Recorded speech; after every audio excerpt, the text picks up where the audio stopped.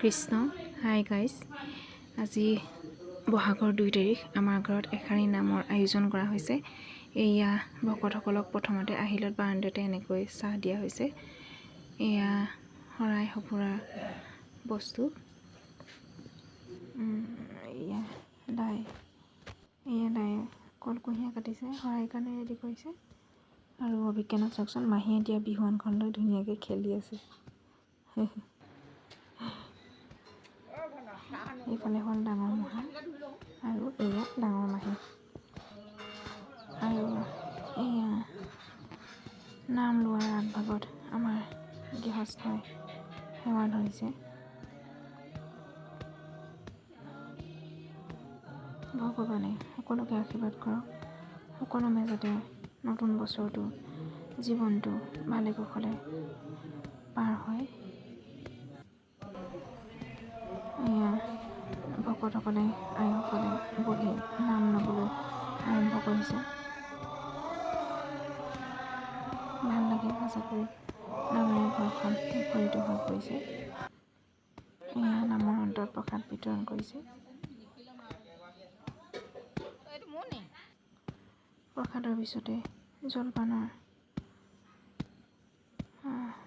বিতৰণ কৰিছে আৰু এয়া দেউতাকে ভকতসকলক বিদায় দিছে।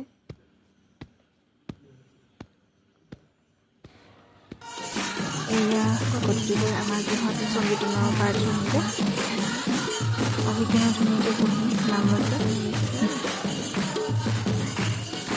সঁচাকৈয়ে ভাল লাগে, ভকতসকল আইসকলে ভাল লাগে দিনে ৰাতিয়ে ঘৰখন নামেৰে মুখৰিত কৰি তুলিছে। শুনিবলৈ পালোঁ।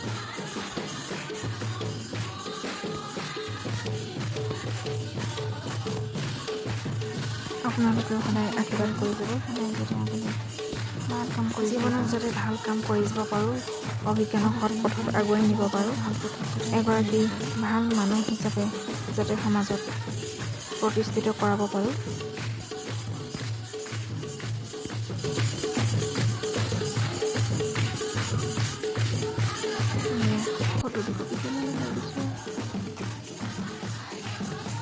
সদায় যাতে মানুহৰ মৰম চেনেহেৰে আদৰেৰে অভিজ্ঞান ডাঙৰ হয়।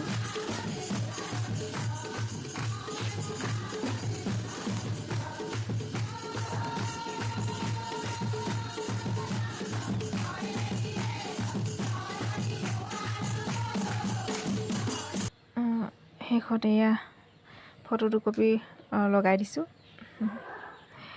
গতিকে আজিলৈ আহিছোঁ, ধন্যবাদ।